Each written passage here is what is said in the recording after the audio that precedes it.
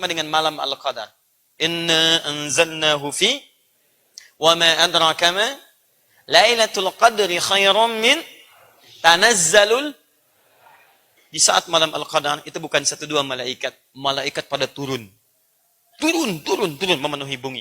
Saking penuhnya ke bumi kata para ahli tafsir, termasuk disebutkan di Ibnu Katsir, sampai seakan-akan bumi itu sekap dengan malaikat, senyap.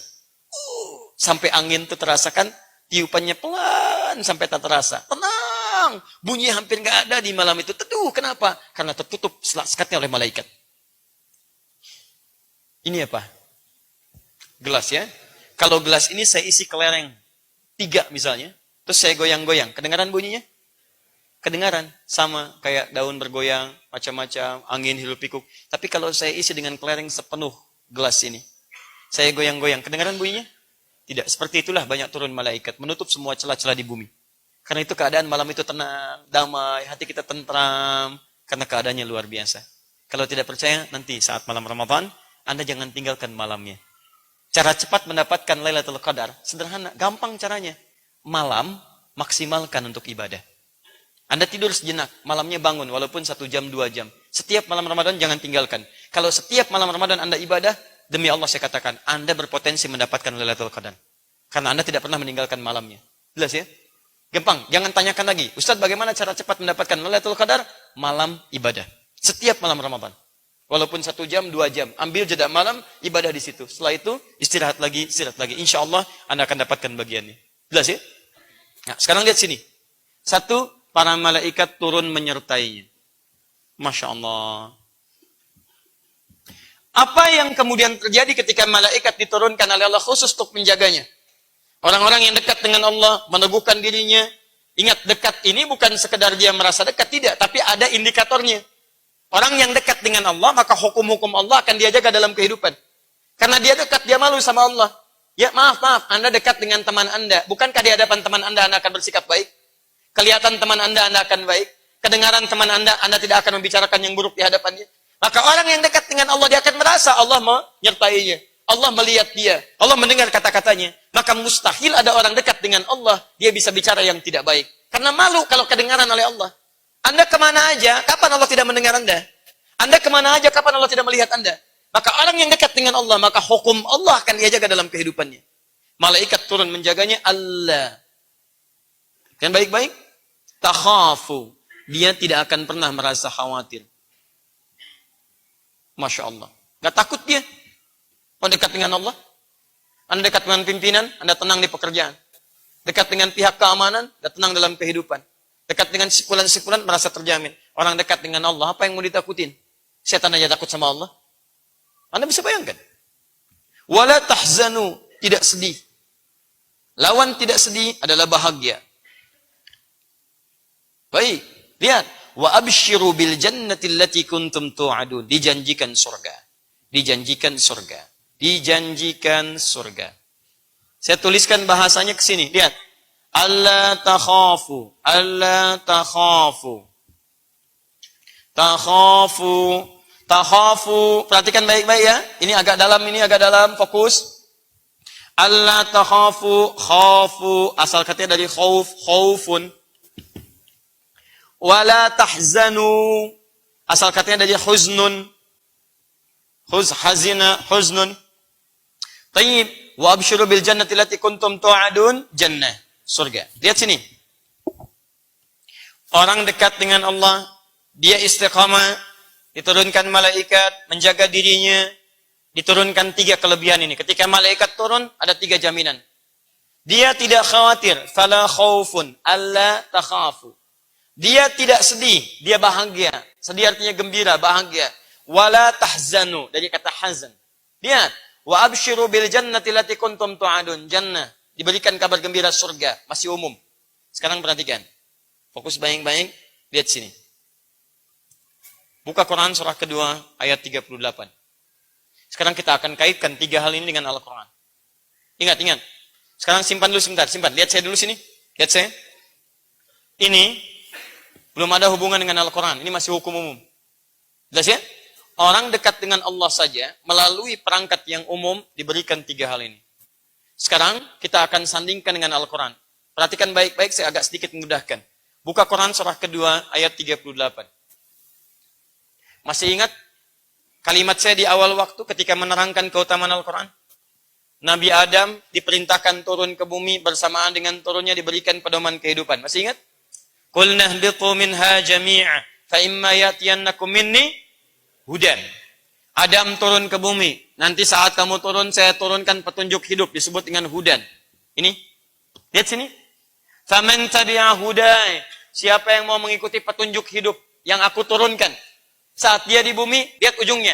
Fala khaufun alaihim wala hum. Lihat, fala khaufun, fala khaufun, fala khauf. Asal kata alla takhafu dari kata khauf. Fala khaufun. Ini jaminannya alla takhafu. Yang ini fala khaufun. Perhatikan. Kalau alla takhafu, kamu nggak usah khawatir. Tapi kalau fala khaufun, nggak ada kekhawatiran sama sekali. Yang ini nggak khawatir karena malaikat turun. Tapi kalau yang ini, kekhawatiran dihilangkan dari dalam dirinya oleh Allah Subhanahu Wa Taala. Nggak ada khawatir sama sekali. Jadi yang ini lebih tinggi dibandingkan dengan yang ini. Lebih tinggi. Kapan yang ini didapatkan? Ketika dia dekat dengan Allah lewat hudan. Faman tabi'a hudai. Orang yang dekat dengan hidayah Allah Subhanahu Wa Taala, mengikuti petunjuk kehidupan, maka fala khaufun alaihim, bagi diri mereka, walahum yahzanun, dan dijaga langsung oleh Allah untuk tidak pernah mendapati kesedihan dalam kehidupannya. Ada musibah, tenang. Ada kebahagiaan, nggak berlebihan. Tenang hidupnya. Luar biasa. Ini. Yang ini, alla takhafu wala tahzanu. Dijamin tidak akan bersedih. Tapi jaminan ini melekat ketika malaikat menyertai. Yang ini tidak. Anda lakukan pedoman dalam kehidupan, ikuti petunjuk Allah, maka la khaufun, kekhawatiran disingkap dari hidup Anda, walahum yahzanun, kesedihan ditepikan dalam kehidupan Anda. Paham? Adam turun, datang membawa hudan. Adam meninggal, Nabi lain dipilih, datang membawa hudan. Singkatnya, umat terakhir Nabi Muhammad dipilih sallallahu alaihi wasallam datang membawa hudan. Apa hudannya? Quran surah kedua ayat 185. Paling kiri pertengahan. Karena Nabi ini Nabi istimewa, Nabi terakhir, orangnya istimewa, sifatnya istimewa, diturunkan di waktu yang paling istimewa. Di antara sekian bulan, yang istimewa bulan Ramadan. Di antara sekian hari, yang istimewa hari Jumat. Di antara sekian malam, malam Jumat yang paling istimewa. Maka petunjuk terakhir ini turunnya di malam istimewa, di hari yang istimewa, dan di bulan yang istimewa. Bulan Ramadan, di hari Jumat. Syahrul Ramadan alladzi unzila fihil Qur'an. Di bulan Ramadan diturunkan Al-Quran. Apa fungsi Al-Quran? Teruskan ayatnya. Hudan. Hudan linnas. Hudan linnas. Hudan linnas. Hudan. Maka korelasi ayat ini dengan bacaan kita, kalau Anda mau menghafal Quran, mengikuti pedoman di Quran, bukan sekedar hafal biasa, ingat tadi pembahasan kita dimulai.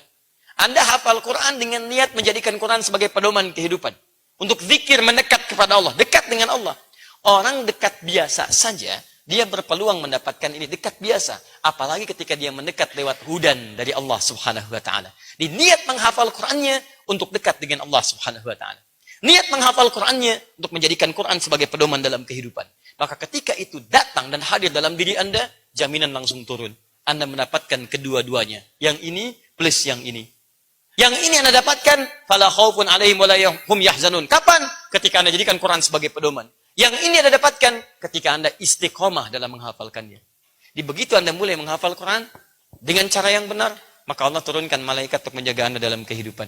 Makanya ketika Anda sudah bacaan Qurannya baik, baru bacaan Quran bagus, maka Nabi mengatakan, ma'asyafaratil kiramil bararah. Bukan malaikat biasa. Maka Allah dampingi kehidupan penghafal Quran, pembaca Quran yang baik ini dengan menurunkan malaikat yang mulia yang menjaga kehidupannya. Jadi kalau Anda baru berusaha membaca, baru belajar, itu pahalanya 2 kali lipat dari yang lancar. Falahu ajran. Tapi kalau sudah bagus, sudah lancar, kata Nabi, dia mendapatkan pahala dan ma'asyafaratil kiramil bararah. Diiringi setiap kehidupannya dengan malaikat terbaik yang mulia yang menjaga kehadiran dirinya. Makanya mohon maaf, kalau ada ahli Quran yang baik, yang bagus itu bisa dilihat dari akhlaknya. Kalau ahli Quran mencela, itu bukan penghafal Quran yang baik. Walaupun dia paham hukumnya, tidak. Ahli Quran itu akan kelihatan kata-katanya sopan, tutur katanya, perilakunya, macam-macamnya. Itu ahli Quran yang benar. Itu akan luar biasa dalam kehidupan. Makanya saya katakan pada Anda sekeluarga jadi ahli Quran, mulia hidup Anda. Sudah. Malaikat aja turun jaga Anda. Saking mulianya Anda dijaga oleh Allah supaya tidak berbuat yang tidak mulia. Makanya aneh kalau ada ahli Quran, perilakunya tidak mulia. Aneh. Aneh. Hati-hati ya. Nanti setelah ini saya umumkan ada beberapa yang lain. Saya juga agak terkejut ketika kami diskusi. Nanti kita akan teruskan programnya. Pada dulu kita dengan sahabat kami, Mas Ihsan. Di sini kita dialog ya untuk mengetahui karakteristik kehidupan. Ternyata pasca kajian itu ada yang datang berkonsultasi, ada yang telepon dan macam-macam. Dan yang paling mengejutkan adalah tidak sedikit orang-orang yang hadir dalam mengikuti ta'lim di beberapa tempat, ternyata ada virus-virus yang melekat dalam kehidupannya. Maka saya kira ini saatnya kita berubah. Nah, tadi lebih baik. Mudah-mudahan dengan perubahan ini, kehidupan kita akan lebih mulia di hadapan Allah Subhanahu wa Ta'ala.